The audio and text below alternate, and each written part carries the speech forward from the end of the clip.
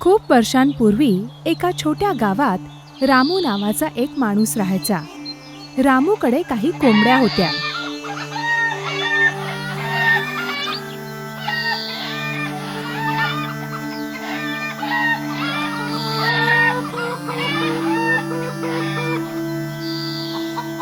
रामूच्या लक्षात आले की त्या कोंबड्यांपैकी एक कोंबडी अंडे देत नव्हती. ही कोंबडी मला काहीही करून विकायला हवी. कसं विकू? रामूने ठरवलं की गावाच्या बाजारात तो त्या कोंबडीला विकेल. रामूला इतर लोकांना फसवायला आवडायचं. रामू अंड न देणारी कोंबडी आणि इतर कोंबड्यांच्या अंड्यांना घेऊन बाजारासाठी निघाला. रामू बाजाराच्या वाटेने जात असताना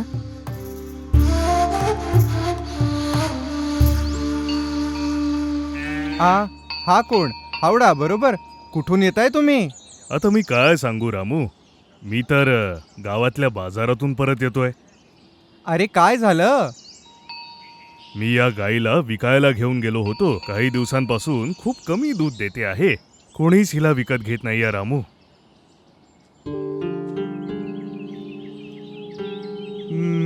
किती दूध देते ही गाय? काय सांगू, कष्टाने फक्त 1 लिटर.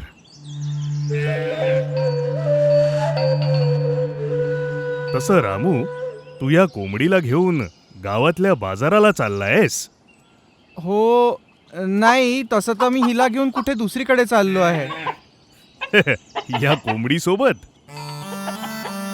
अरे, हे तुम्ही कोणाला सांगू नका की ही कोंबडी जी आहे ना, ही जादूची आहे.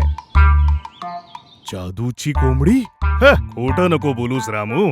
आता तुम्हाला विश्वास नसेल तर ठीक आहे, पण ही कोंबडी दिवसाला 10 अंडी देते. अरे बाप रे. कधी कधी तर ही कोंबडी सोन्याचं अंड देते. पण याचा पुरावा काय? हे काय, ही सगळी अंडी या प्रवासात दिली आहे तिने.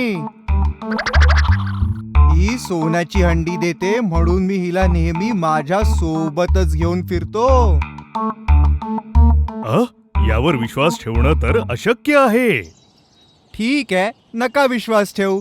तसंही मी हिला एका पिंजऱ्यात बंद करून ठेवणार आहे, कारण हिला प्रत्येक ठिकाणी घेऊन जाणं कठीण होतं. रामू, तुला हिला विकायचं आहे? तुम्ही विचारत असाल तर नाही. हे माझ्यासाठी नुकसान आहे. मी मोठी किंमत देईन आणि सोबत ही गाय पण. किती पैसे द्याल? माझ्याकडे 5 चांदीची नाणी आहेत. 5 चांदीची नाणी? अरे, ही सोन्याची अंडी देणारी कोंबडी आहे. सोन्याची अंडी देते, कळलं का?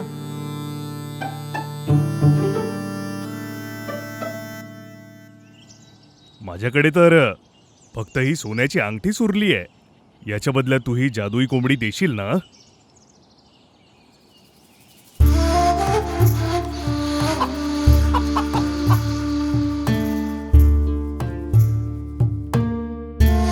हा तर खरंच मूर्ख आहे.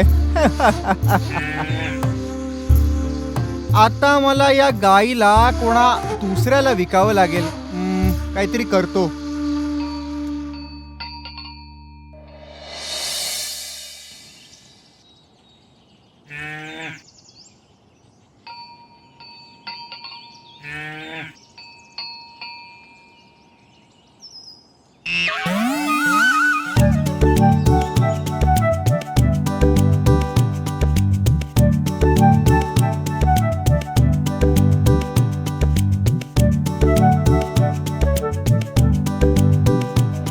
हे काय रामू, तू आता गाय पाळणं पण सुरू केलंस का? अरे, ही कुठली साधारण गाय नाहीये.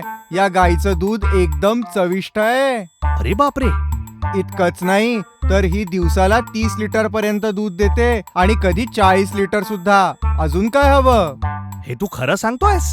40 लिटर दूध? हो, मला पण पहिल्यांदा त्यावर अजिबात विश्वास बसला नव्हता, पण त्यांनी मला 30 लिटर दूध काढून दाखवलं आणि मला दिलं सुद्धा. तर मग ते दूध आहे कुठे? मी बाजारात विकून दिलं सगळं. पण तुला तर या सगळ्याचा काही अनुभवच नाही. नाही, जेव्हा मी हिला पाहिलं तेव्हा मला हिला द्यायची इच्छा झालीच नाही. तो कोणी हुशारच असेल जो इतक्या फायदेशीर गाईला विकत घेणार नाही. हे पण ठीक आहे. काही दिवसांपासून मीही विचार करतोय की एक गाय विकत घ्यावी. असं असेल तर नवीन गाय बघ आणि विकत घे. मी यासाठी 20 चांदीचे नाणे दिले. मी तुला 25 चांदीची नाणी देतो, त्या बदल्यात तू मला गाय दे. माफ कर, मला या गाईला तर विकायचं नाहीये. रामू बघ, तुला गाय पाळायचा काहीच अनुभव नाही आणि मलाही गाय हवी आहे. आपण एक चांगला सौदा करून घेऊ, ठीक आहे? असं असेल तर तू तर मला आग्रह करतोय ना. मी तर तुला नकार नाही देऊ शकत, बरोबर ना? ठीक आहे, घेऊन जा. जर मी हिचं फक्त दूध काढलं तर ठीक आहे ना? तू मला 25 चांदीची नाणी नाही दिली तरी चालतील, 20 चालतील. हे ऐकून तो शेतकरी आनंदी झाला. आनंदातच तो शेतकरी गाईचं दूध काढायला विसरला. तुमच्या लक्षात आली रामूची युक्ती. रामू खूप आनंदी झाला. याबद्दल काहीही न बोलता 20 चांदीच्या नाण्यांच्या बदल्यात त्याने ती गाय शेतकऱ्याला विकली.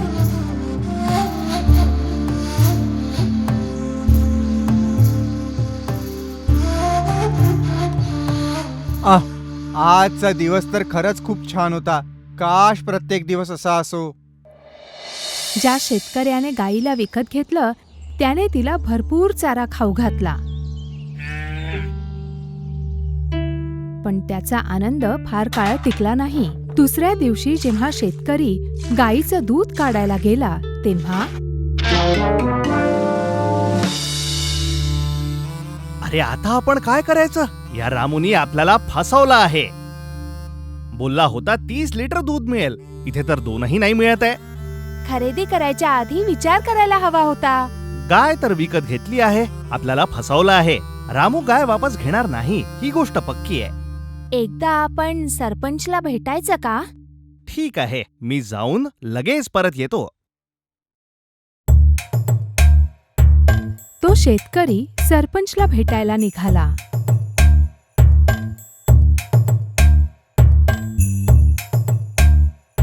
शेतकऱ्याने त्याची चिंता सरपंचकडे व्यक्त केली. अच्छा ऐक, रामूला सांग की त्यांनी सांगितल्यापेक्षा गाय जास्त दूध देते.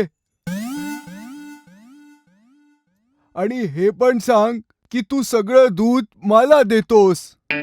अशा प्रकारे सरपंचचा सल्ला ऐकून शेतकरी रामूच्या घराच्या दिशेने निघाला. रामूच्या घरी जात असतानाच रामू, तुझे मनापासून आभार मानतो. मी आणि माझा परिवार तुझ्या गायीमुळेच वाचलो आहोत. असं? हो रामू, गाय तर रोज 40 लिटर दूध देते आहे.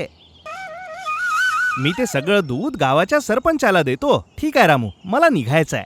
भेटू पुन्हा. मी याला गाय देऊन काही चुकीचं केलं का? मी आता सरपंचांना भेटून येतो. रामू सरपंचला भेटायला त्याच दिवशी त्यांच्या घरी गेला. कोण? रामू, ये. तुम्हाला दूध हवंय असं मी ऐकलं. दूध हवं तर होतं, पण एक शेतकरी मला खूप स्वादिष्ट दूध देतो आणि खूप चांगलं आणि स्वस्तात दूध देतो.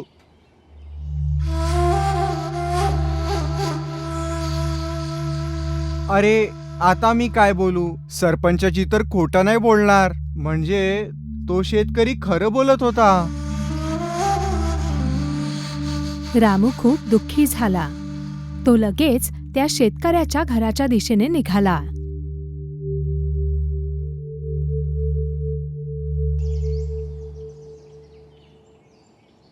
हा, ये रामू. खोडकर गाईला हा चारा फार आवडतो. तसं तर मी गाईला परत इथे विकत घ्यायला आलो आहे. वापस विकत घ्यायला आला? हो. नाही, मी नाही देऊ शकत. मी हिला विकणार नाहीये. ह्या गायीनी माझं आयुष्य बदललं. असं नका बोलू. मला ही गाय विकत घ्यायची खूप इच्छा होती, पण याबद्दल मी नंतर विचार केला. अरे नाही नाही, मी हिला नाही देऊ शकत. तू कितीही पैसे देऊ केले तरी. मी ज्या किमतीत विकत घेतली त्या किमतीपेक्षा जास्त पैसे द्यायला तयार आहे. ठीक आहे, तुझं दुःख मी समजतो. तर काय देशील मला? तू मला काय दिलंस? तू मला 20 चांदीची नाणी दिलीस, बरोबर? मी तुला 30 देतो. बिलकुल नाही. कमीत कमी 40 चांदीची नाणी तर पाहिजेच. ठीक आहे, देतो.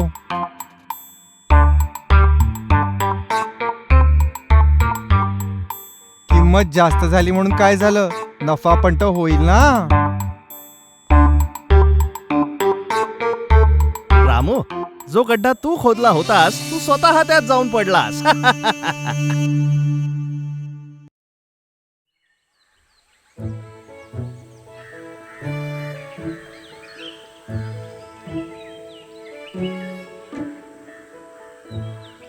हा? आजी, पदार्थाचा सुगंध किती छान आहे. या करंजीची चव इतकी छान काय आहे आजी? सांग ना आजी. काय म्हणालीस? या करंजीची चव खूप छान आहे. याची चव खूप छान आहे, मला खूप आवडली. आजी, या करंजीला कसं बनवतात? हा वाला, यात बारीक भाजलेली कणिक आहे, गूळ आहे, तीळ आहे आणि यात काजू बदाम आहेत आणि वेलची आहे. याला तेलात तळायचं. ऐकायला छान वाटतंय आजी. ओ आजी, माझी करंजी कावळा घेऊन गेला. हा?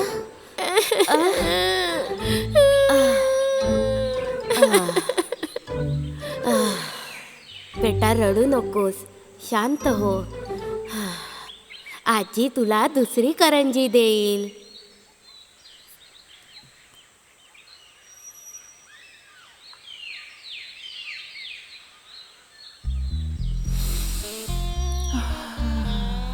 खूप छान सुगंध येतोय.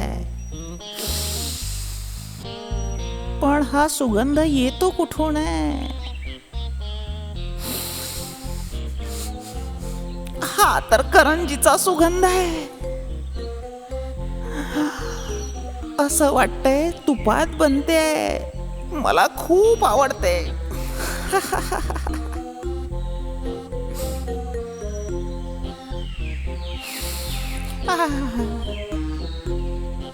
या सुगंधाने तर माझ्या पोटात उंदरांनी उड्या मारायला सुरुवात केली आहे.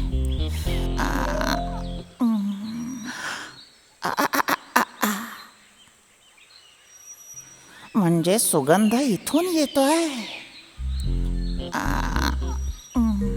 इतका छान पदार्थ हा काळ्या कावळ्याला कसा काय मिळाला? या कावळ्याला मागून बघतो.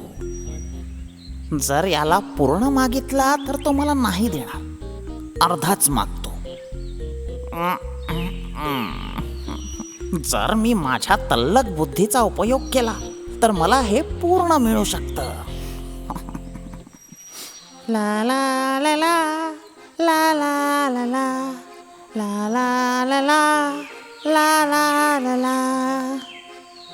तुम्ही इतकं छोटं गाणं का गायलं? तुम्ही खूप खुश आहात ना? ला ला ला ला ला ला ला ला ला ला ला ला ला ला ला. गाणं गाण्यात आणि ऐकण्यात जी मजा आहे ना, ती मजा कशातच येत नाही. ला ला ला ला ला ला ला ला ला ला ला. ही गोष्ट पण खरी आहे. असं काही नाही. जंगलात सर्वांचं म्हणणं आहे की माझ्यापेक्षा तू छान गातेस. काय खरंय ना? एकदम बरोबर.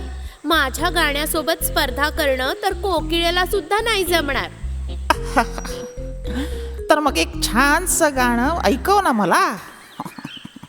नाच रे मोरा आंब्याच्या वनात, नाच रे मोरा नाच. हे तुझं गाणं. पण यात तर टेम्पो नाहीये, अजिबात नाहीये. नाच रे मोरा आंब्याच्या वनात, नाच रे मोरा नाच.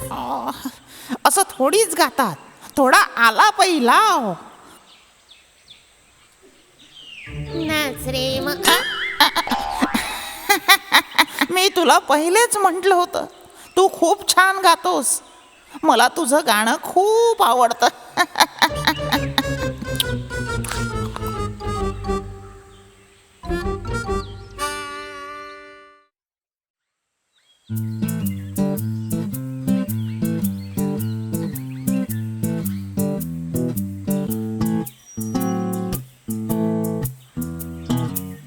त्या आंब्याला आपण आपसात वाटून घ्यायला हवं होतं. त्या गाढवाने आपल्याला मूर्ख बनवलं आणि आंबा स्वतः खाल्ला आणि चालला गेला कारण आपण आपापसात भांडत बसलो. आपल्या निष्काळजीपणामुळे जे झालं ते विसरून जाऊया. हो, मला भूक लागली आहे. मी या आंब्याच्या झाडावर चढून काही आंबे खाली पाडतो.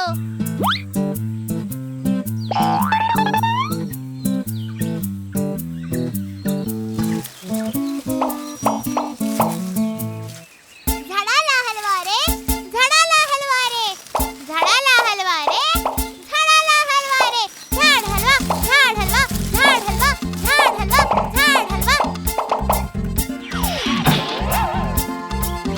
आहाहाहा! किती सारे आंबे!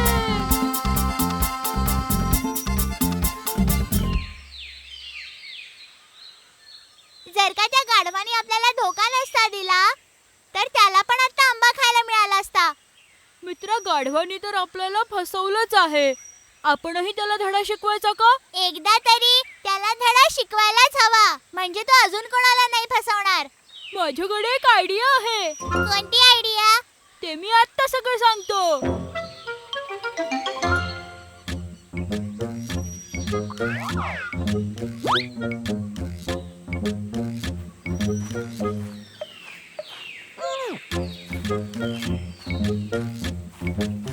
गाढव दादा, तुम्ही दोघे आहात. तुम्हा दोघांनाही आंबे मिळाले आहेत. आता खुश आहात की नाही? आम्ही तर खूप खुश आहोत. तुम्हाला माहिती आहे का, हा निळा आंबा किती चविष्ट आहे. काय म्हणालात? निळा आंबा? पण हा आंबा पिवळा आहे ना? पिवळा? हा तर निळा आहे. आता काय तुम्हाला दोन रंगांमधले फरक पण नाही ओळखतात दादा? जर असं आहे तर या गवताचा रंग काय आहे? हा तर हिरवा आहे. अरे नाही, निळा. बहुतेक तुमचे डोळे खराब झाले आहेत. हे, माझे डोळे अजिबात खराब नाही आहेत. या गवताकडे तुम्ही लक्षपूर्वक पहा. तुम्हाला हे निळ्या रंगाचं नाही दिसत आहे का? आता तर हे फिक्क्या निळ्या रंगाचं दिसत आहे मला. हा निळा रंग फिका नसून गडद निळा रंग आहे. तुम्हाला चष्मा हवा का? चष्म्याची गरज नाहीये. तुम्ही फक्त विश्वास ठेवा की तुम्ही जे पण बघता आहात ते निळ्या रंगाचं आहे. आधी सगळं हिरवं होतं, बरोबर? आता सगळं निळं कसं झालं? हा, ते इतक्यातच आपल्याकडे सूर्यग्रहण झालं आणि त्याच्याचमुळे पानं, गवत, फळं सगळं निळ्या रंगाचं झालं. याला निसर्गाचा चमत्कार म्हणतात. अच्छा, ओ, ही तर जादूच आहे. काही हरकत नाही दादा. आता तुझ्या लक्षात तर आलं की निसर्गात किती बदल झाले आहेत. समजलं बरं मित्रांनो. मी तुमचा आभारी आहे. तुम्ही मनाने खूप खूप चांगले आहात. दादा, तुम्हाला आता 2 निळे आंबे खायचे आहेत? हा गोड आंब्याच्या झाडापासून आलेला आंबा आहे. जो एक खातो त्याला अजून खाण्याची इच्छा होत राहते. हो, म्हणूनच तर आम्ही विचारलं की तुम्हाला आंबे खायचे आहेत का. हे घ्या, खा. जर मला असे आंबे रोज मिळाले तर मला रोज रोज हे हिरवं गवत खाण्याची काही गरज उरणार नाही. हिरवं गवत नाही, निळं गवत. तुम्ही विसरू नका दादा. ज्या प्रकारे आम्ही तुम्हाला समजवलं की हे निळं गवत आहे, त्याच प्रकारे आता तुम्ही बाकीच्यांना समजवायचं. ठीक आहे, का नाही? काय? की हे निळं गवत आहे. अगदी बरोबर म्हणालात. आता मला सांगा, या गवताचा रंग काय आहे? निळा निळा आहे, निळा आहे, गवताचा रंग निळा आहे. इतकं ठीक आहे ना मुलांना?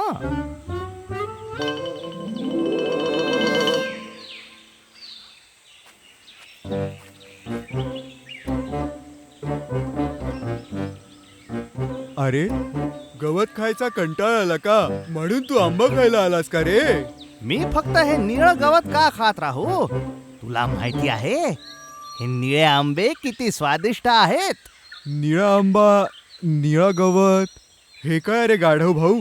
ते पूर्ण निळं असतं का? तुला माहिती नाही मित्रा अस्वल, सूर्यग्रहण झाल्यानंतर पानं, फळं आणि गवत सगळ्यांचा रंग निळा झाला. अरे नाही. मला सांग, तुला हे गवत कुठल्या रंगाचं दिसतंय मित्रा अस्वल? हा, ते तर हिरवं आहे. हिरवा नाही, निळा. अरे मित्रा अस्वल, जरा या गवताकडे निरखून पहा बरं.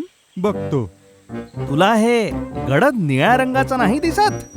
हा, गाढव भाऊ सोबत काहीतरी गडबड झालेली दिसते. इथून आता निघणंच योग्य राहील. तुला हे निळ्या रंगाचं दिसत नाही आहे का मित्रा अस्वल? हो गाढव भाऊ, तू बरोबर आहेस. या गवताचा रंग निळाच आहे. आता मी निघतो. मला मध काढायला 2 झाडांवर सुद्धा चढायचंय. ठीक आहे, पुन्हा भेटू मित्रा अस्वल. या मूर्खासोबत बोलणं म्हणजे मूर्खच होणं आहे रे बाबा. हो, तर अशा प्रकारे मी एका मित्राला तर समजावू शकलो. निळा आहे, निळा आहे, गवताचा रंग निळा आहे, निळा आहे, निळा आहे, गवताचा रंग निळा आहे. तिकडेच थांब. तू हे गाणं म्हणू म्हणू माझ्या तोंडावर माझी चेष्टा करतो. पण मी तर तुला माहिती देतो आहे, तेही गाणं गाऊन की सगळीकडे निळं गवत आहे. निळं गवत कुठे आहे? हे काय बोलतोयस तू?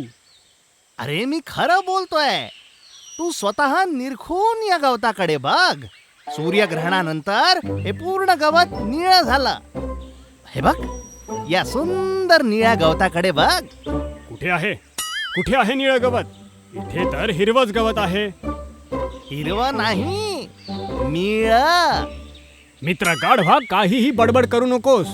नीट बघ या गवताकडे. याचा रंग हिरवाच आहे, कळलं?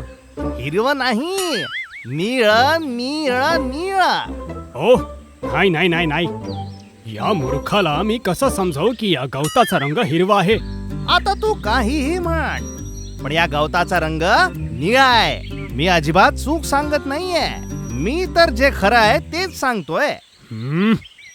चल, एक काम करूयात.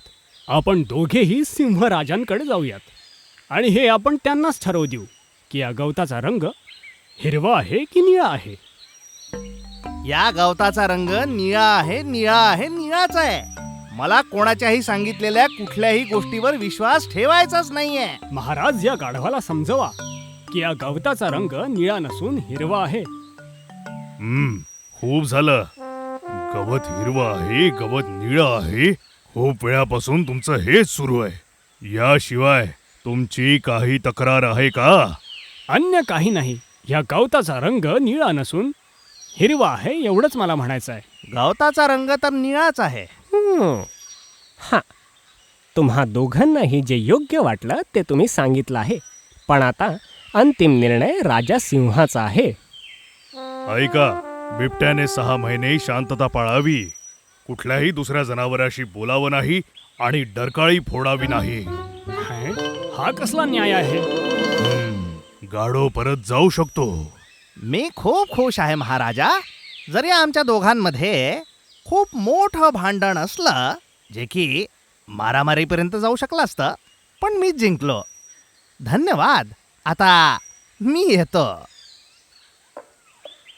निळा आहे, निळा आहे, गवताचा रंग निळा आहे, निळा आहे, निळा आहे, गवताचा रंग निळा आहे. मी खरं बोललो तर मला शिक्षा, आणि तो गाढव जो काहीही बरळत गेला त्याला असंच जाऊ दिलं. तुम्हाला आधीपासूनच माहिती होतं की या गवताचा रंग हा हिरवा आहे, तरीही तुम्ही मला शिक्षा का केलीत? गवताचा रंग हिरवाच आहे. मला हे आधीपासूनच माहिती आहे. तुझ्या शिक्षेचं कारण हे आहे की एक ज्ञानी आणि सक्षम तुझ्यासारख्या शक्तिवान जीवानी एका मूर्ख गाढवासोबत चर्चा करून वाद घालून आपला अमूल्य वेळ वाया घालवला. एवढंच नाही, तू एवढ्या छोट्या गोष्टीसाठी माझ्याकडे आला, माझाही वेळ घालवला. तुझ्या मिळालेल्या शिक्षेचं कारण आता तुला कळलं?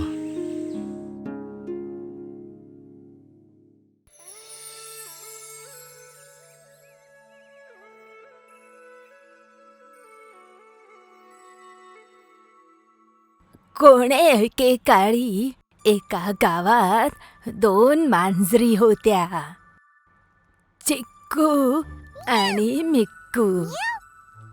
त्या दोघींना खूपच बदमाश होत्या. जशी संधी मिळेल तशा त्या खायच्या गोष्टी पण चोरायच्या. असंच एकदा चिक्कू आणि मिक्कू एका घरात चोरी करायला घुसल्या.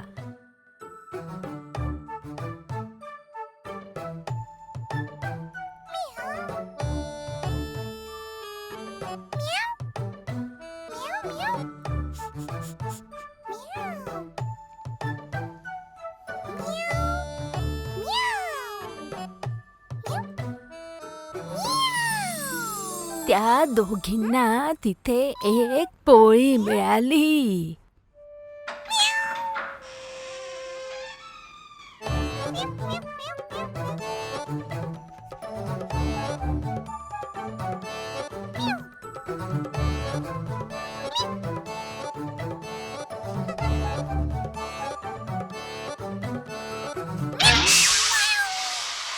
मिळालेली पोळी घेऊन चिक्कू आणि मिक्कू त्या घरातून पळून गेल्या.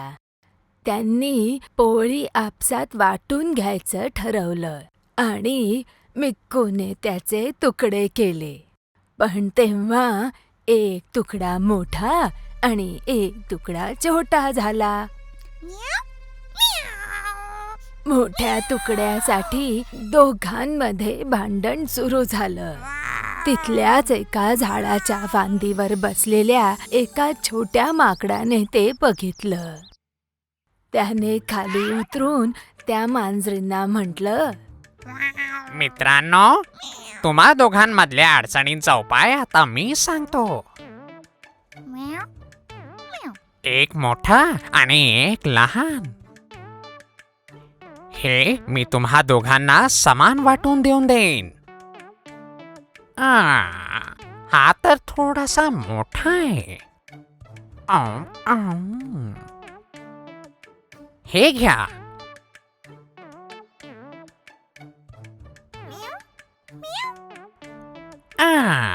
हा तर थोडासा मोठा आहे. आता बरोबर करून देतो.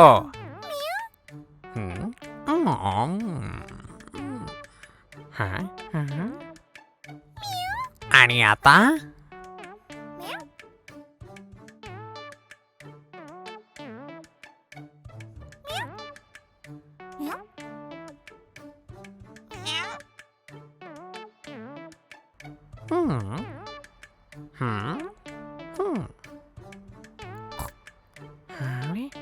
तरी पण चूक झालीये.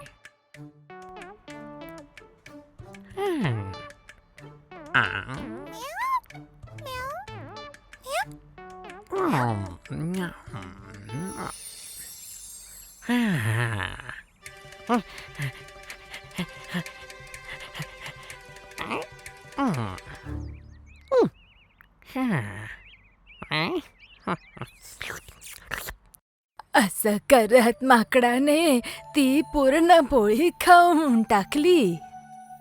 जवळच्या झाडावर चढून गेला. लाजे खातर त्या मांजरी मान खाली घालून चालल्या गेल्या.